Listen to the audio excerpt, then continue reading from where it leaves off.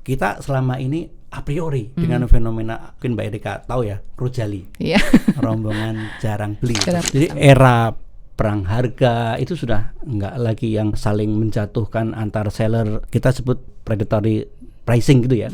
Sudah mulai lebih dewasa dalam berbelanja. Jadi apa yang namanya itu confidence commerce. Halo, saya Erika Agustin, Commercial Director di Lazada Indonesia. Arah consumer e-commerce hari ini sedikit shifting dari dulu, jadi sekarang consumer lebih ke arah confidence commerce, di mana consumer lebih memperhatikan tidak hanya harga murah atau promo yang paling murah, tapi juga overall value added service yang dibutuhkan oleh konsumen saat berbelanja online. Misalnya dari trust, reliability, dan juga kenyamanan saat berbelanja di platform e-commerce. Jadi konsumen bisa lebih bijak dan memilih-milih platform yang mengutamakan trust dan kenyamanan dan juga keamanan dalam bertransaksi online. Consumer sekarang sudah tidak hanya melihat harga paling murah, tapi juga mereka melihat kepercayaan dan trust yang bisa diberikan ke platform dan what kind of policy atau kebijakan dan feature yang di platform ada untuk memberikan kenyamanan dan juga rasa aman dan trust untuk para customer. Misalnya, apakah barangnya asli atau produknya juga cukup terpercaya, apakah sellernya juga seller asli atau tidak, dan juga keamanan dan proteksi untuk konsumen saat mereka berbelanja online. Platform e-commerce dapat menjaga kepercayaan consumer dengan memastikan bahwa semua barang-barang dan seller yang ada di platform adalah asli, dan juga fitur-fitur yang ada di platform menjamin kepercayaan customer saat berbelanja online. Untuk menjaga kepercayaan seller di sisi lain, platform e-commerce juga harus menjaga agar barang-barang yang dijual itu dipastikan sampai ke pembeli yang asli atau end user buyer, dan juga memberikan support yang cukup untuk para seller untuk bertumbuh dan bisa berhasil di platform tersebut. Selamat datang di naratamakompas.com. Akhir-akhir ini kita melihat apa yang disebut paradoks ekonomi Indonesia. Kita melihat bahwa daya beli kita turun, kemudian inflasi cenderung naik, tapi ternyata belanja digital warga kita itu naik. Kok bisa? Nah, ini pertanyaan besarnya. Ada apa dengan ekonomi Indonesia? Data dari Google, Temasek, dan BNN Company menunjukkan bahwa pertumbuhan e-commerce di Indonesia 2025 itu ternyata sangat-sangat meyakinkan. 14%, masih 2 digit. Itu berarti ada yang berbeda. Ini adalah revolusi cara belanja. Mereka tidak sedang mengurangi belanja, ternyata. Nah, hari ini kita akan membahas detail soal ini bersama orang yang berada di pusaran persoalan ini, terutama di e-commerce. Telah hadir di studio Ibu Erika Agustin. Halo. Selamat datang. Terima kasih Mas Amir Ibu waktunya. atau masih muda dari Mbak Erika aja ya. Mbak Erika boleh. Ya, perilaku konsumen kita dalam berbelanja dari tadinya yang impulsif gitu ya, berbasis diskon gitu, sekarang menjadi rasional. Nah, apakah ini juga menggambarkan apa yang sedang terjadi saat ini? Yang tadi Mbak, belanja kita ternyata naik 14% di 2025 ya. Padahal ekonomi kita katakan sedang melambat gitu. Ya, betul. Sebelumnya terima kasih Mas Amir untuk waktunya, senang sekali bisa ada di sini.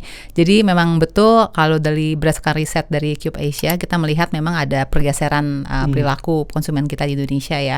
E-commerce di Indonesia ini kan sudah lama sekali sebenarnya ada ya. Jadi dari 10 tahun yang lalu, 12 tahun lalu, dan sekarang kita melihat memang konsumen Indonesia itu sudah mulai lebih dewasa dalam berbelanja. Jadi apa yang namanya itu confidence commerce. Confidence commerce, di mana konsumen kita udah bukan lagi mencari promo aja. Mungkin dulu cuma cari harga yang paling murah, barang yang paling murah. Sekarang mereka lebih bijaksana, udah bisa lebih teredukasi dan mencari sesuatu yang platform dan barang-barang yang memberikan confidence buat mereka saat mereka berbelanja. Jadi makin dewasa ya berarti. Makin dewasa, benar Pak. Jadi mereka udah sangat melek digital, sudah sangat familiar dengan cara bertransaksi online. Jadinya juga cara mereka belanja pun berbeda. Misalnya mereka udah tahu kalau di setahun itu di e-commerce itu ada yang namanya double date. Mas Amir. Jadi waktu-waktu belanja 11, nih ya 11 dan itu udah kebaca tuh patternnya biasanya ini pasti di mana platform e-commerce memberikan diskon. Nah, itu mereka akan konsumen Indonesia sudah lebih awam, udah lebih paham, jadi akan mereka taruh barang-barang yang mereka mau belanja di keranjang belanja, add to cart-nya. Jadi nanti pas waktu promo tinggal langsung belanja. Ini sebenarnya mereka tetap belanja ya, tapi dengan strategi yang berbeda dibanding apa bedanya dengan misalnya 5-10 tahun yang lalu gitu strateginya. Mungkin 10 tahun lalu itu orang-orang masih lebih skeptik untuk belanja online. Jadi mereka lebih berasa mungkin kurang percaya sama platformnya dan mungkin makanya lebih cari promosi waktu ke online ya. Tapi sekarang yang saya bilang tadi itu, jadi orang-orang sudah paham ada banyak e-commerce platform dan mereka mencari platform yang bisa memberikan trust dan reliability. Nggak selalu harga paling murah, produk paling murah di mana, tapi juga am I confident untuk belanja di sana? Apakah cukup aman platformnya? Ada benefit apa nih buat saya secara keseluruhan? Jadi sudah mulai shifting ke arah sana, ke arah confidence commerce itu tadi. Jadi era perang harga itu sudah nggak lagi yang saling menjatuhkan antar seller, kita sebut predatory pricing gitu ya.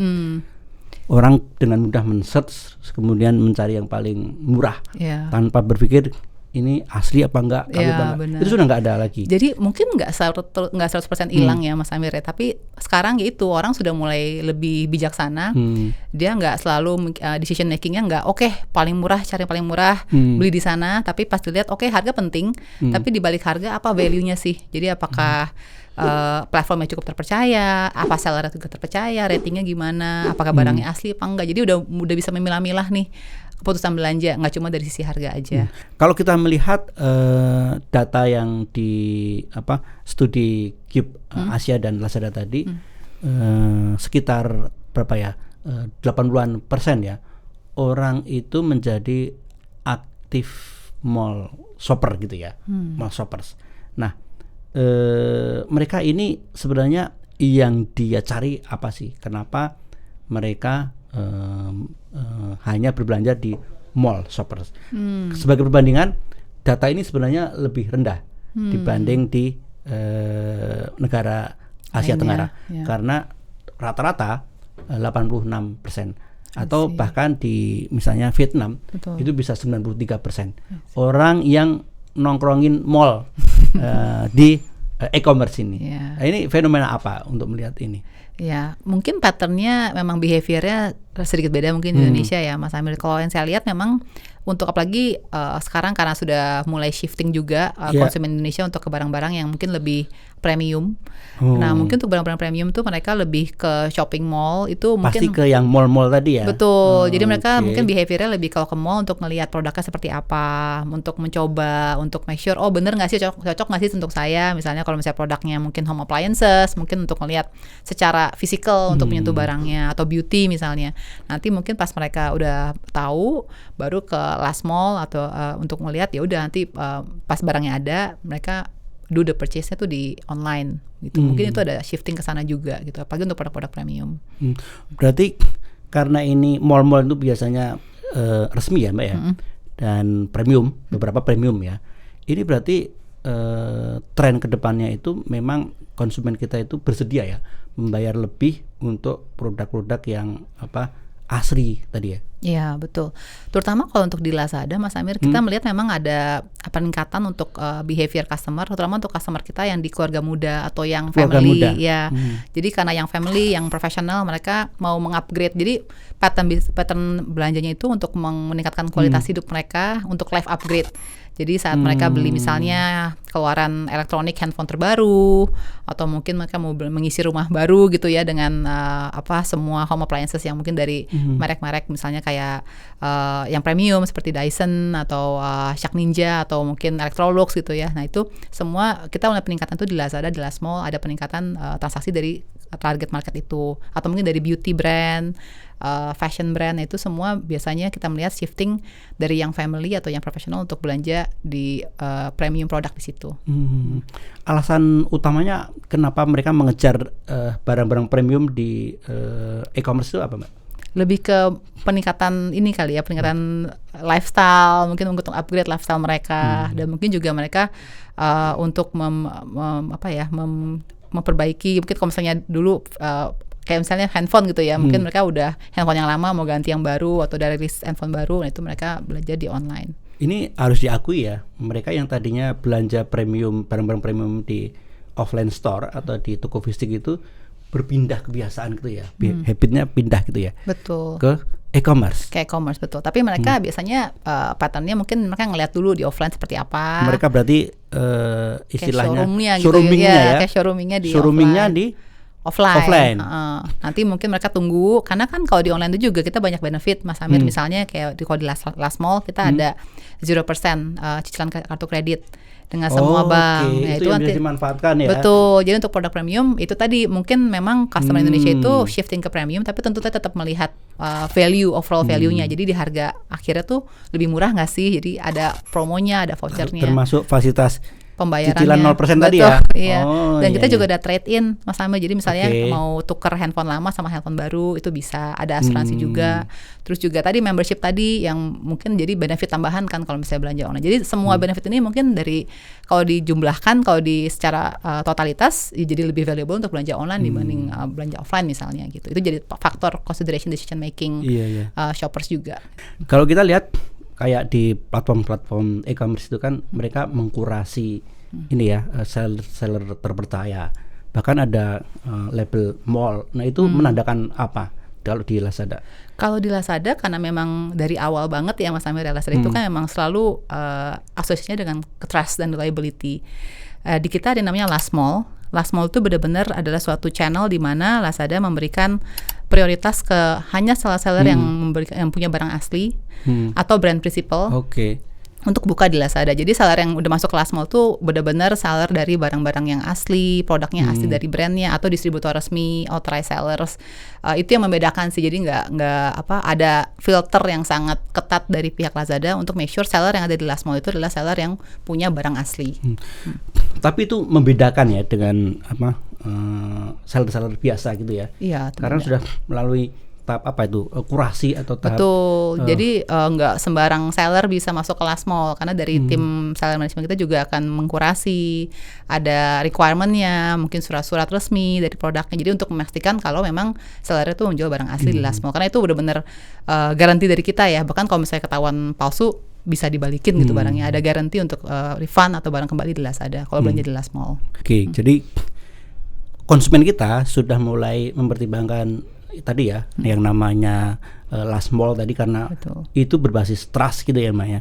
Nah, kalau secara umum sebenarnya berdasarkan pandangan Lazada ini seperti apa sih tren commerce Indonesia ini baik dari sisi misalnya konsumen dan platform di 2026 ini?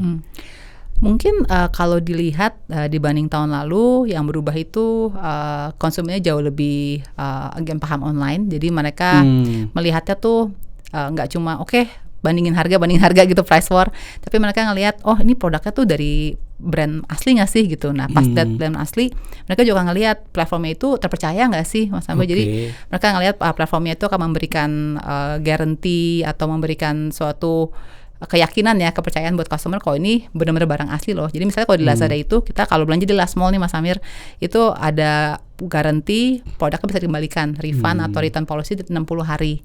Itu no questions asked. Kalau barangnya palsu bisa langsung dibalikin. Terus juga kita juga ada misalnya fitur-fitur lain seperti misalnya cicilan 0% untuk credit card. Jadi waktu mereka beli barang yang asli dan lebih premium, ada value-value yang lebih yang membuat mereka tuh belanja lebih nyaman gitu. Terus juga misalnya kalau di Last Mall itu karena kita fokusnya ke official store, ke brand-brand utama, jadi memang yang di list itu kan semua brand asli.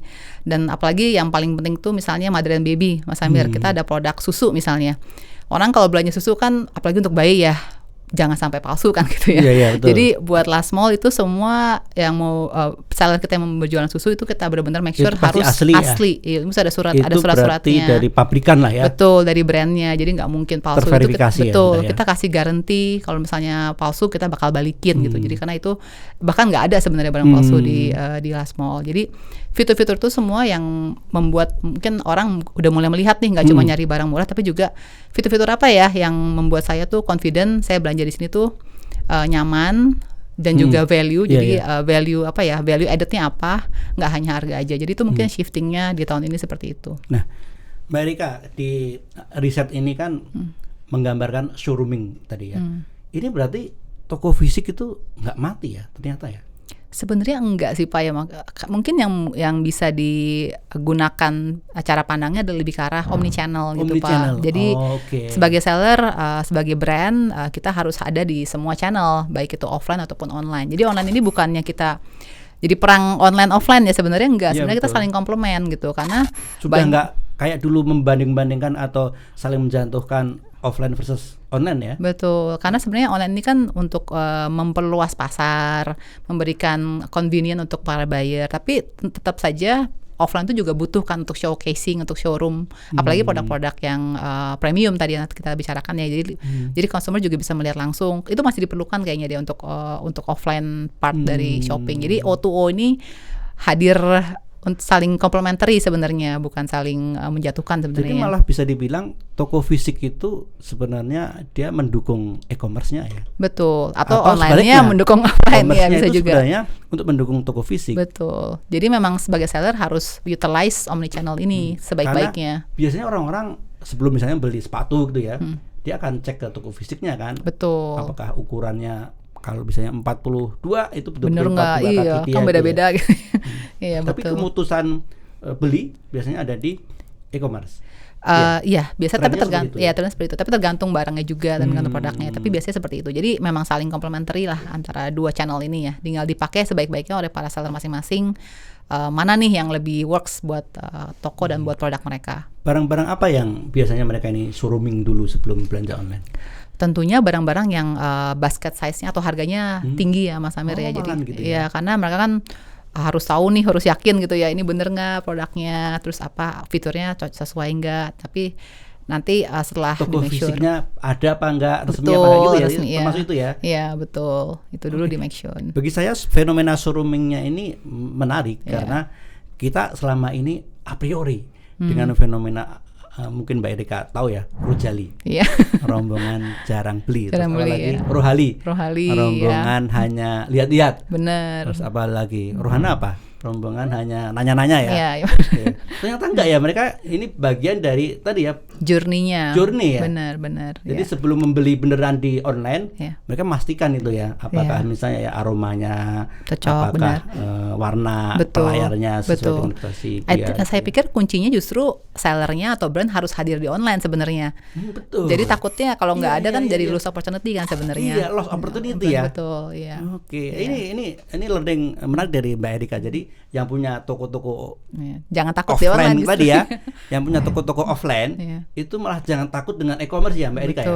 Justru harus, dia harus memanfaatkan. Betul, karena e-commerce kan channel sebenarnya Mas Sama. Jadi kita harus dipakai sebenarnya. Nah, cara pakai gimana? Kalau di Lazada itu kita banyak sekali tool-tool untuk marketing, untuk education. Jadi mungkin kalau buat seller pertama kali online kan mungkin takut ya kayak ini apa gitu. Tapi kalau di Lazada kita ada tim, ada juga edukasinya sangat lengkap. Edukasinya juga sangat ini ya untuk menjaga biar seller tuh dari day one sampai nanti dia sukses, kita jaga untuk mereka tahu semua fitur-fitur kita tuh juga ada educationnya, tools marketing, tools sales itu semua lengkap banget. Kita kan sudah tahu ini pertandingan yang nextnya itu nggak cuman perang harga, tapi gimana memastikan bahwa produk itu tadi ya otentik gitu ya, otentisitasnya itu bisa terlacak dan dijamin.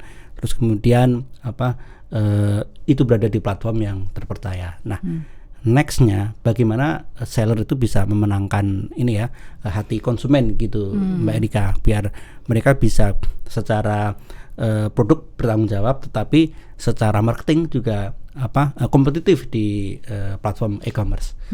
Faktor apa yang bisa mereka lakukan untuk memenangkan hati konsumen, biar mereka semakin jelas gitu ya untuk memarketingkan produk dan pasar di pasar Indonesia.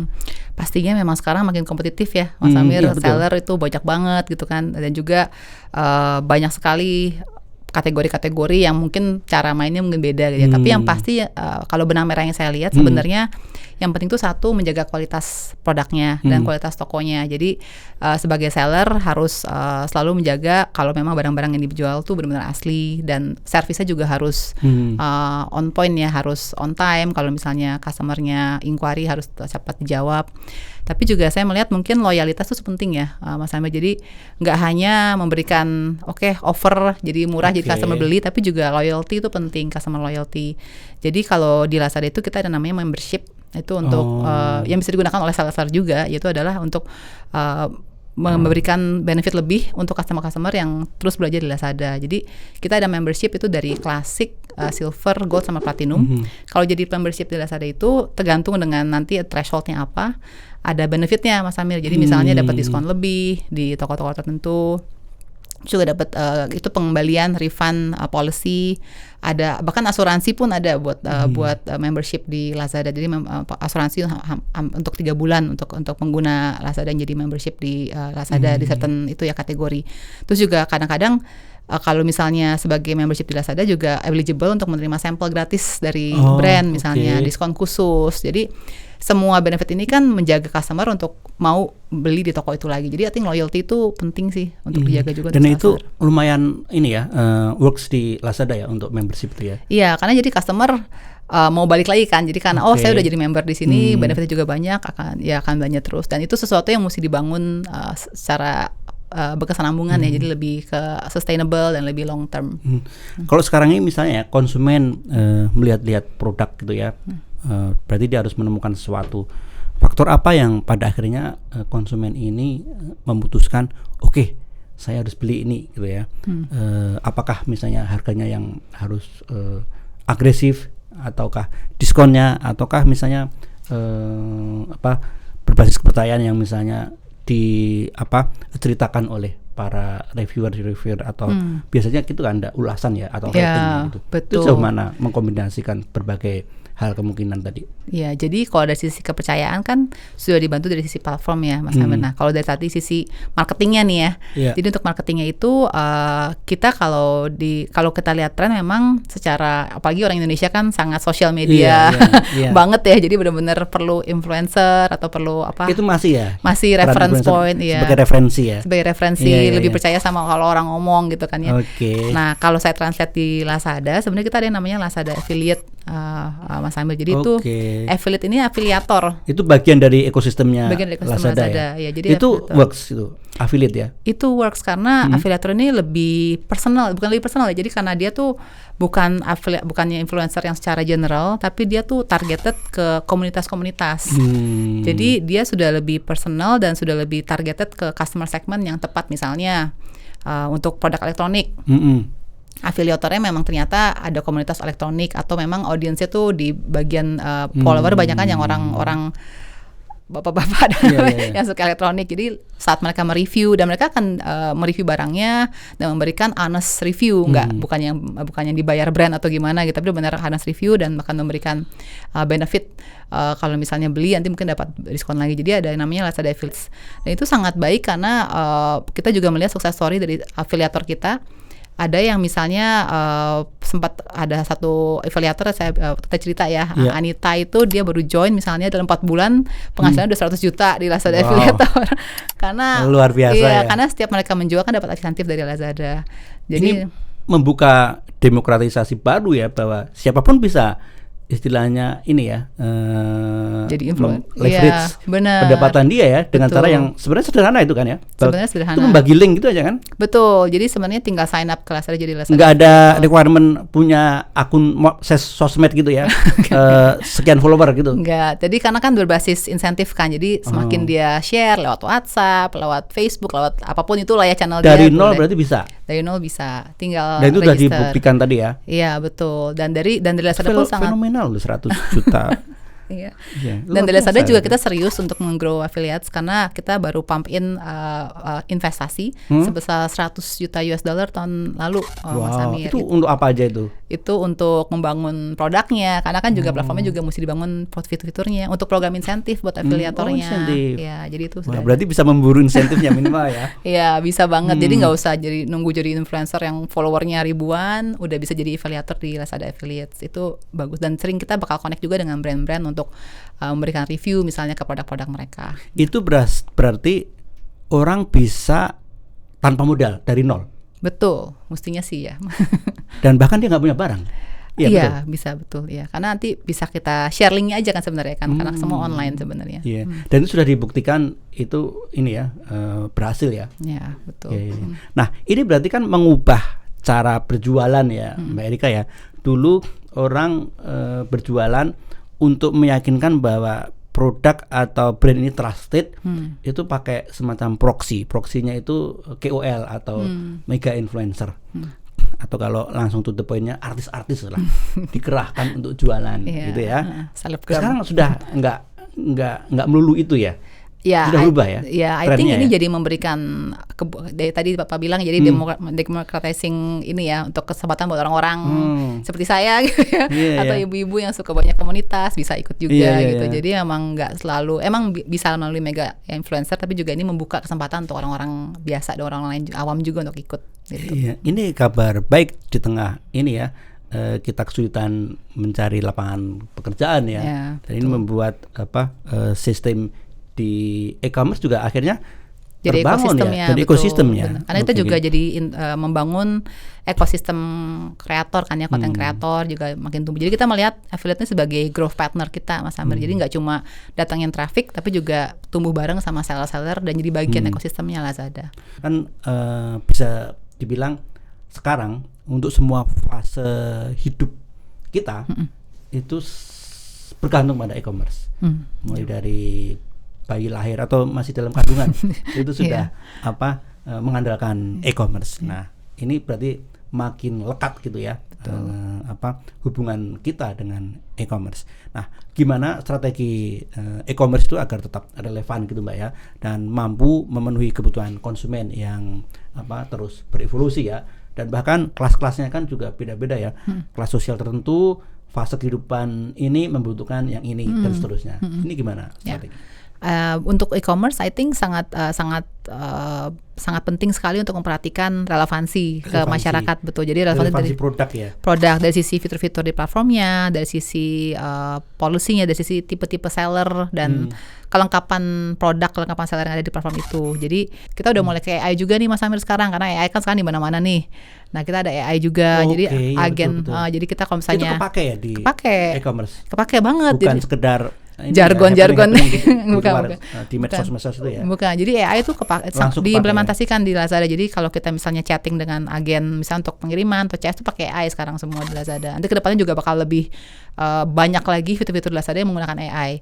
Karena itu sangat lebih personalized, lebih cepat dan lebih scalable. Berarti belanja kita dan kebutuhan kita makin terencana dan terpersonifikasi ya? Iya betul, ada personal butler lah anggap aja gitu. Personal butler? Butler. Untuk ngasih tahu nih apa yang cocok segala macam. Iya, gitu. Menarik. Asal tidak dimasukkan opsi-opsi belanja yang tidak kita butuhkan ya. Iya, tambahan ya anti iklan. Tambahan iklan ya. Iya, tadi merefer tadi ya pola belanja yang terencana gitu ya. Berarti konsumen kita ada kecenderungan bahwa mereka ini sekarang model belanjanya itu lebih terencana dan berorientasi pada kualitas hidup gitu ya, dibanding sekedar hanya memenuhi sekedar kebutuhan dasar gitu. Betul. Ini mulai bergerak ke situ ya. Betul. Jadi kalau kita lihat, karena berdasarkan data kita juga lihat customer tuh sering, tadi aku bilang udah tahu nih tiap tahun tuh misalnya nanti Ramadan sebentar lagi atau mungkin ada 11-11, 12-12. Jadi seminggu sebelumnya udah mulai browsing, mungkin ya tadi ya rohana ke offline, lihat ini barang bagus, terus browsing di Lazada, taruh dulu dah, add to cart dulu, masukin keranjang dulu gitu. Jadi disimpan nanti pas waktu promo baru beli. Ada juga seperti itu. Tapi ada juga yang memang kebutuhan sehari-hari, kita juga ada jual barang-barang sembako gitu di Lazada, yaitu dibeli secara rutin itu pun ada gitu. Jadi memang terencana in a sense, mereka udah tahu toko mana, udah tahu periodenya kapan, itu mungkin rencananya lebih ke arah itu kali ya. Jadi udah paham banget lah gitu. Iya betul ya.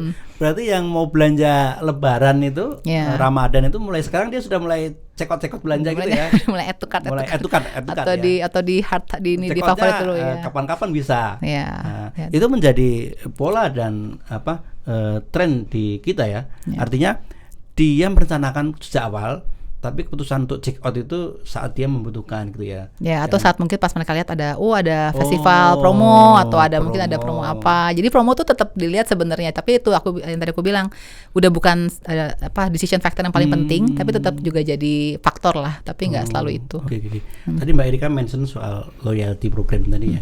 Ini loyalty program ini hanya benefitnya untuk platform Lazada atau untuk bagi brand atau seller itu juga mereka punya benefit Ya. dengan adanya program ini. Ya, jadi karena Lazada itu kan ekosistem, Mas. Jadi semua produk kita tuh kita mau memberikan benefit buat semuanya ya. Jadi meskipun ini Oke. membership untuk customer, tapi ada benefit buat seller juga karena seller juga ada akses untuk misalnya memberikan promo khusus buat kategori membership tertentu. Nanti mereka diberikan itu visibility indikasinya khusus. tetap ke tadi ya, para seller tadi ya. Betul. Jadi misalnya seller misalnya yang berjualan barang-barang premium misalnya, oh berarti kan saya mesti iklannya ke membership yang Iya, mungkin iya, platinum gitu ya. Nah, Iya, itu kita berikan visibility channel khusus untuk memberikan iklan di sana atau offer khusus. Itu visibility-nya sangat captive ya karena udah tahu banget nih target market saya nih, yaitu pembeli-pembeli loyal Lazada. Itu kita berikan akses juga ke sana gitu. Oke.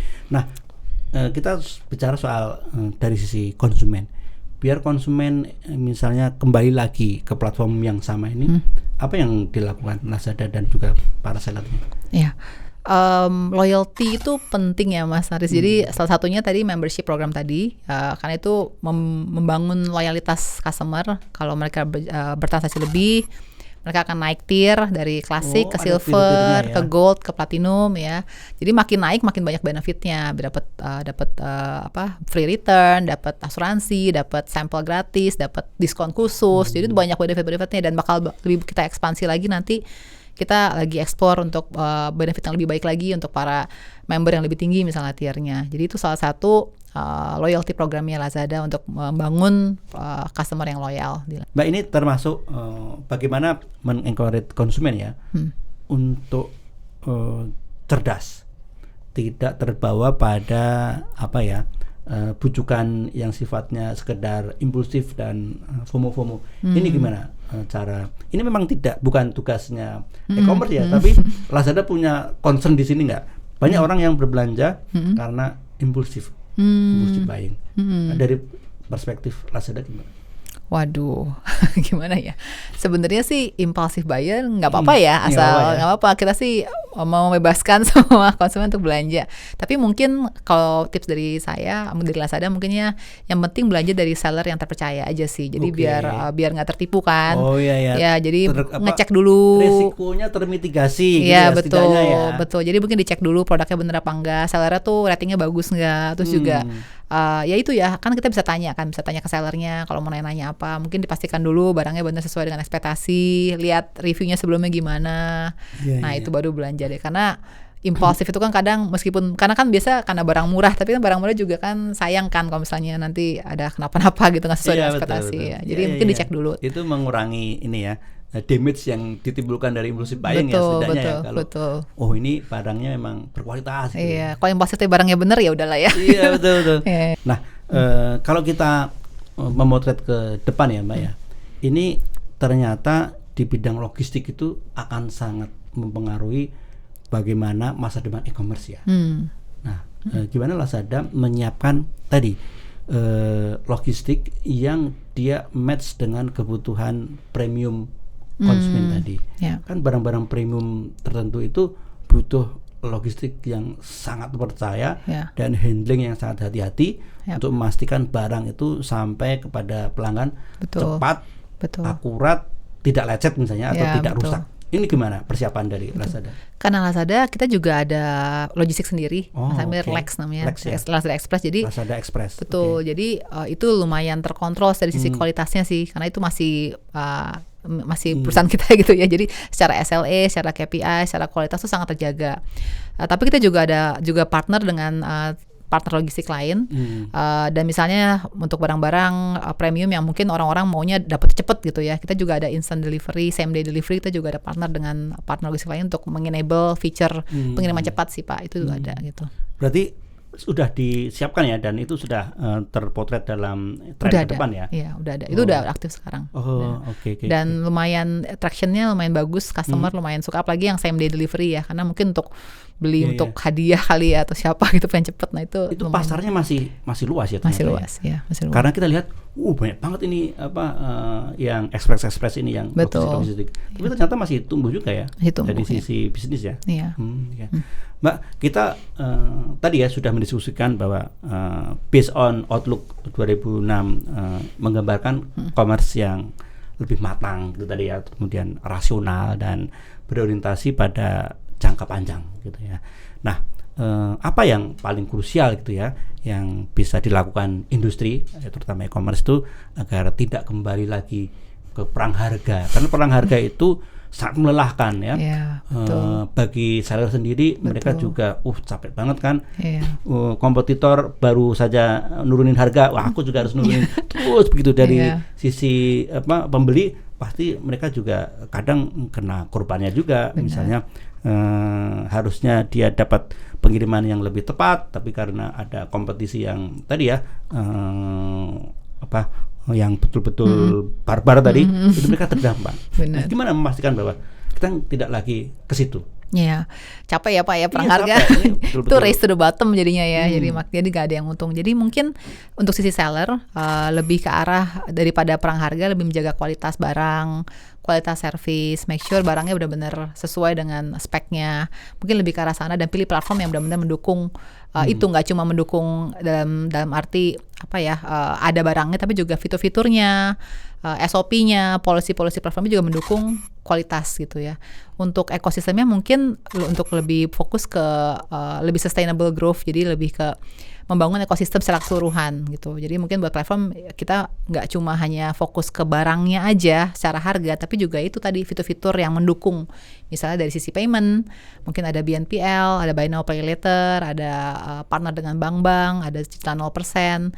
Dari sisi logistik mungkin ada pengiriman yang lebih instan, ada installation misalnya untuk pasang barangnya. Jadi nggak cuma fokus di harganya, tapi secara keseluruhan overall offeringnya tuh apa. Jadi fokusnya udah bukan di perang harga, tapi perang feature gitu ya, untuk mendukung value yang kita offer ke customer gitu. Jadi untuk harapannya sih 3-5 tahun ke depan ekosistemnya akan cukup mature untuk tumbuh dengan memberikan benefit value added service untuk customer, sehingga customer juga ngelihatnya udah nggak di harga lagi, tapi overallnya tuh apa sih, aku beli di sini harganya oke, tapi aku dapat cicilan 0%, tapi aku dapat instalasi, aku dapat ini, dapat asuransi, dapat trust, jadi lebih tenang belanjanya. Jadi mungkin ke arah sana sih arahnya, udah bukan perang harga lagi. Jadi dengan value added service tadi sih yang kita mau kedepankan. Oke, jadi kedepannya arahnya itu bukan perang untuk banyak-banyakan volume transaksi ya, tapi bagaimana selling better gitu ya? Ya betul, untuk selling added value to customer lah sebenarnya. Jadi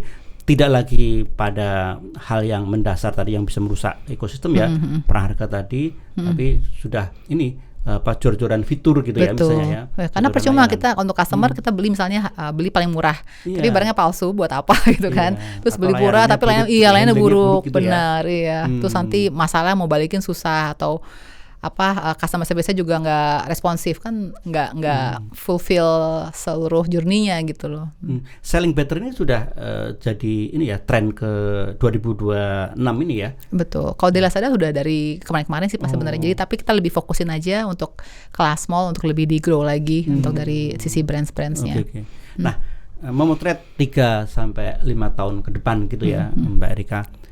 Apalagi kesempatan bagi e-commerce termasuk seller pastinya ya, dan brand tuh untuk membangun bisnis yang sustain itu seperti apa? Tadi mungkin seperti yang kita ngobrolin ya Mas Ale, itu lebih ke omni channel tadi tuh.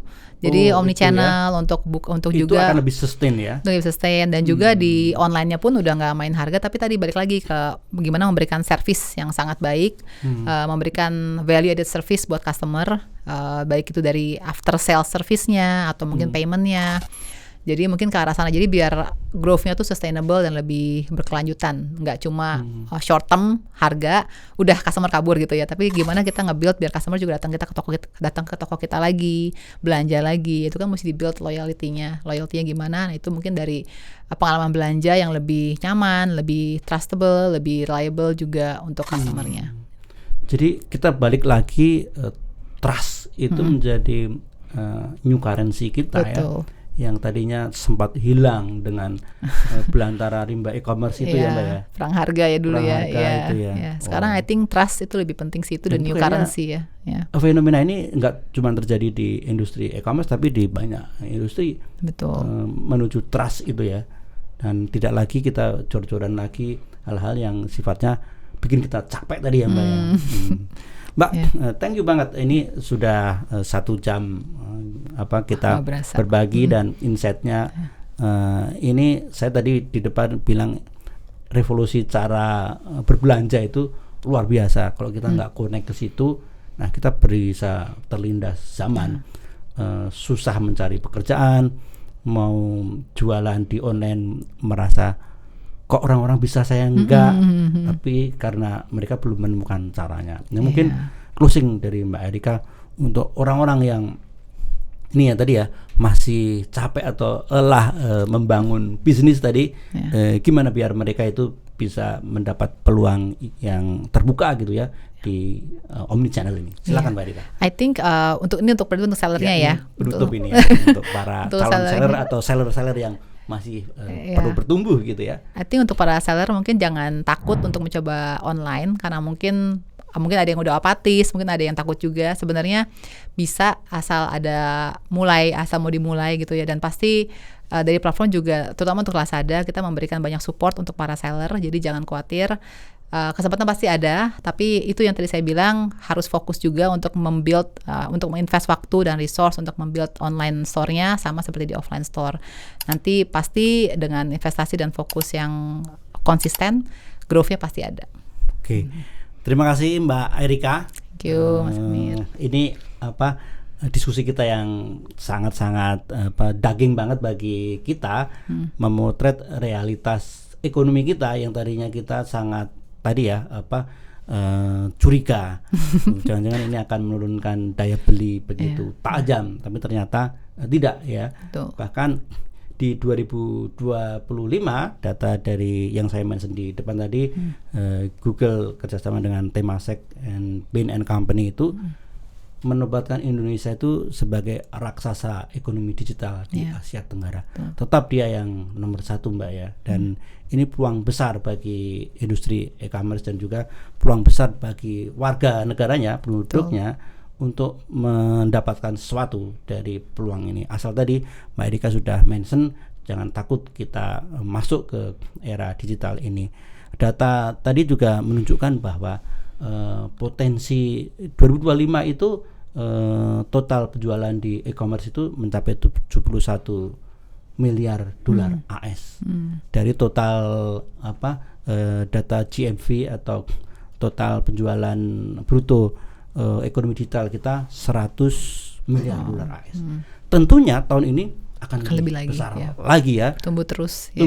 Dan makanya bukan hal yang mustahil kalau kita bilang kita di 2026 itu akan menjadi raksasa ekonomi digital. Amin. Ya. Cara masyarakat berbelanja di industri e-commerce ini dinilai makin matang. Tadi kita sudah dapat insight-nya dari Mbak Erika, dan masyarakat kita makin rasional Mbak ya. Terus berbasis kepercayaan, yang ini menarik sekali nih. Kualitas dan juga loyalitas yang kini menjadi pondasi utama, bukan lagi cuma perang harga murah. Wah, ini sesuatu yang kita perlu pahami. Kunci agar konsumen itu tetap percaya dan ekosistem digital itu bisa tumbuh berkelanjutan itu ada pada platform yang bersedia membangun ekosistem secara menyeluruh gitu ya, mulai dari pengalaman berbelanja yang aman. Kalau nggak aman pasti orang-orang akan kabur lagi kayak dulu lagi Mbak ya. Kemudian program loyalitas yang memberi nilai tambah hingga pemberdayaan tadi afiliator. Nah, ini menarik karena bisa mendemokratisasi warga kita yang kesulitan untuk mendapatkan income tambahan. Dan tantangan ke depan tapi masih ini ya, terlihat jelas bahwa gimana menjaga kepercayaan di skala nasional ini.